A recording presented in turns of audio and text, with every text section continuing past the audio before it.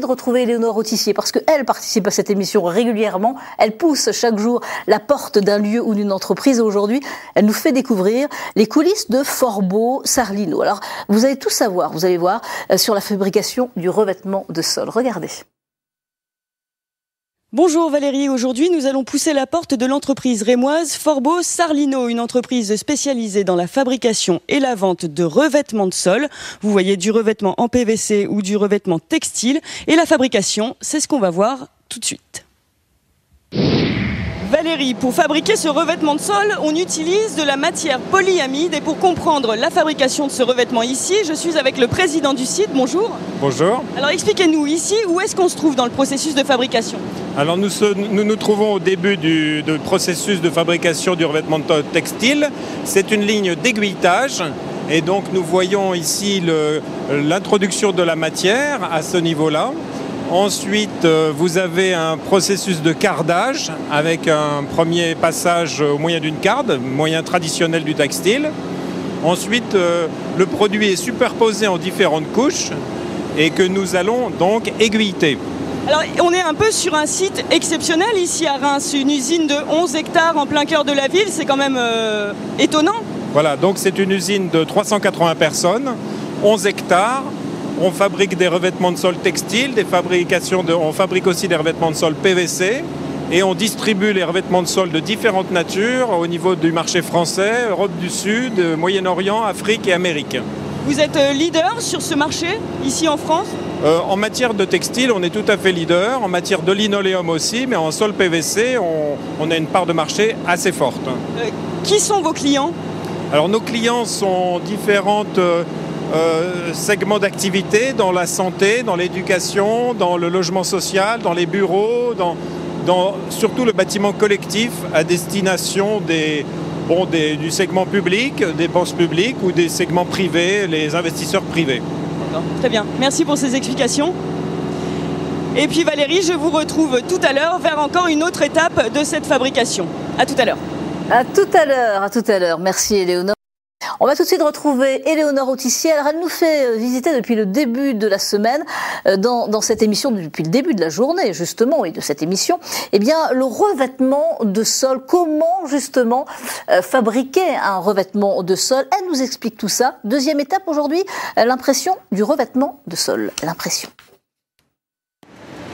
Valérie, il faut savoir que cette usine date du début du XXe siècle. Ici, dans ce bâtiment, le plafond est de construction Eiffel. Il a été construit au début du XXe siècle. Nous sommes dans la partie qui fabrique les revêtements de sol PVC. Il faut savoir qu'il y a 7 millions de mètres carrés qui sortent de cette usine tous les ans. Et pour en parler, je suis avec Pascal Mas. Bonjour. Bonjour. Alors expliquez-nous ici, dans le processus de fabrication, où est-ce qu'on se trouve? Alors ici, on se situe au niveau de l'impression du revêtement de sol. Alors il faut savoir que c'est un process industriel en continu. On part d'un voile de verre et en bout de ligne, on a un produit fini. Il faut à peu près 1h30 à 2 heures pour fabriquer un revêtement de sol PVC. Ces revêtements de sol PVC sont destinés à un usage professionnel, c'est-à-dire des écoles, des maisons de retraite, des logements sociaux et des hôpitaux. Et donc ici, dans cette partie-là, il y a combien de salariés qui travaillent? Alors en fait, nous travaillons en 3 équipes et il y a à peu près en tout 90 personnes, donc 30 personnes par équipe. Donc en 15 3-8 sur ligne, en 3-8, 15 sur la ligne, mais aussi dans les ateliers de préparation des pâtes, etc. ou de découpe du produit en 1 mètre de large ou en dalle. Et alors au niveau des tendances, là on voit des motifs, comment vous faites, vous suivez les tendances, comment ça se passe? Eh bien écoutez, tout à fait, en fait on a de grandes oreilles, on participe à beaucoup d'expositions, on lit beaucoup la presse, on suit la mode, sur base aussi des recommandations des architectes en fonction du type d'application. Par exemple, pour les maisons de retraite, on va éviter des points noirs parce que s'il y a des occupants atteints de la maladie d'Alzheimer, on sait que les points noirs génèrent des stress ou du stress chez eux. D'accord, très bien. Voilà. C'est très intéressant. Merci beaucoup en tout cas. Et puis Valérie, je vous dis à tout à l'heure vers encore une autre étape de cette fabrication de revêtements de sol. À tout à l'heure. À tout à l'heure, Éléonore. Merci à vous. Comme de retrouver à 10h15 Éléonore Autissier. Alors elle nous parle aujourd'hui, je vous le disais tout à l'heure, de revêtement de sol. Elle se situe actuellement dans le laboratoire qui réalise justement les prototypes. Valérie, cette usine abrite aussi un laboratoire et ce laboratoire, il est géré par Josiane qui est directrice en recherche et développement. Bonjour. Bonjour. Alors expliquez-nous Josiane, ici, par exemple sur cette machine, qu'est-ce que vous allez contrôler ? Donc cette machine nous permet en fait d'évaluer le niveau d'émission de nos revêtements de sol. Car aujourd'hui nous sommes vraiment soumis à des contraintes très strictes, très fortes de réduction des émissions de composés organiques volatiles. Donc cet appareillage nous permet donc de simuler dans cette chambre d'essai en fait une pièce réelle dans laquelle l'atmosphère est contrôlée. Donc on va laisser notre échantillon un certain temps. Et à différents temps, on va prélever donc tout cet air environnant que l'on va analyser dans cette chaîne analytique. Donc dans un premier temps, on va l'envoyer sur une colonne de séparation, une colonne chromatographique de séparation, afin de les séparer.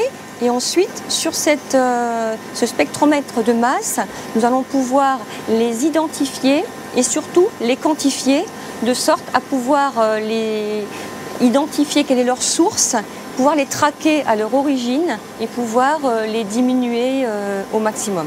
Au maximum. Et donc après, une fois que vous avez fait ces recherches ici, vous passez à la réalisation de prototypes. Et ça, c'est ce qu'on va aller voir maintenant. Tout à fait. Très bien, on y va. Donc ici, Josiane, vous avez reproduit une chaîne de fabrication semi-industrielle pour tester vos prototypes et vos innovations, c'est ça ? Donc tout à fait. Donc cette ligne semi-industrielle nous permet de reproduire les différentes étapes d'induction que nous pratiquons sur notre ligne de production.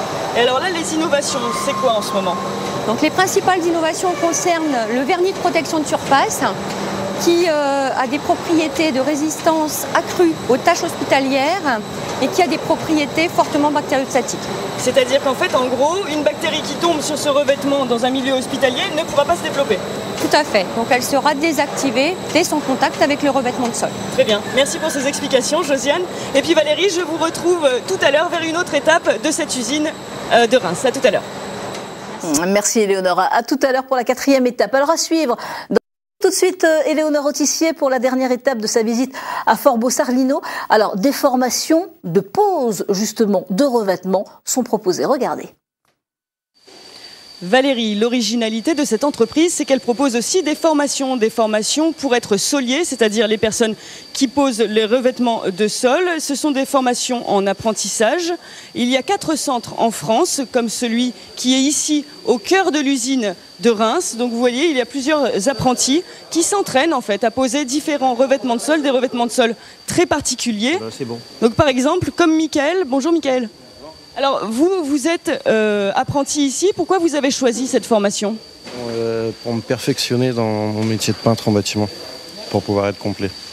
Et comme ça, après, vous êtes sûr derrière de vous insérer dans le marché du travail facilement ? J'espère. D'accord. Eh ben, merci beaucoup. Et donc là, en fait, on va aller retrouver le directeur du centre technique et des centres de formation. Bonjour. Bonjour. Alors, expliquez-nous en quoi c'est important pour votre entreprise d'héberger comme ça et de proposer des formations à des apprentis. L'intérêt, c'est que nos revêtements s'adressent à des professionnels et des spécialistes et que si on veut perdurer et puis être fier des produits que l'on fabrique et qui sont mis en œuvre, c'est de former les personnes, leur donner une compétence importante. Justement dans cette mise en œuvre sur des sols qui aujourd'hui sont particulièrement techniques. On a des sols conducteurs, des systèmes douches.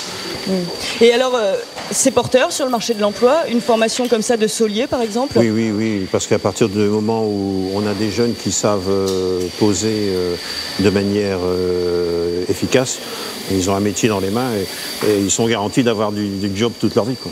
Et combien d'apprentis à peu près sortent de ce centre ici par exemple ? Eh bien écoutez, en fait, on a démarré cette formation en l'an 2000 avec le centre de Reims. Ensuite, on a ouvert Montpellier, Tours et Rennes. Et aujourd'hui, on a formé à peu près 700 jeunes depuis l'année 2000. Très bien. Merci en tout cas pour toutes ces explications. Je vous en prie. Et puis Valérie, moi je vous dis à bientôt. Nous pousserons la porte d'une autre entreprise de la Champagne-Ardenne. À bientôt. Merci. À bientôt. Merci beaucoup Éléonore et merci à Daniel Méo pour ces images. Alors il est exact.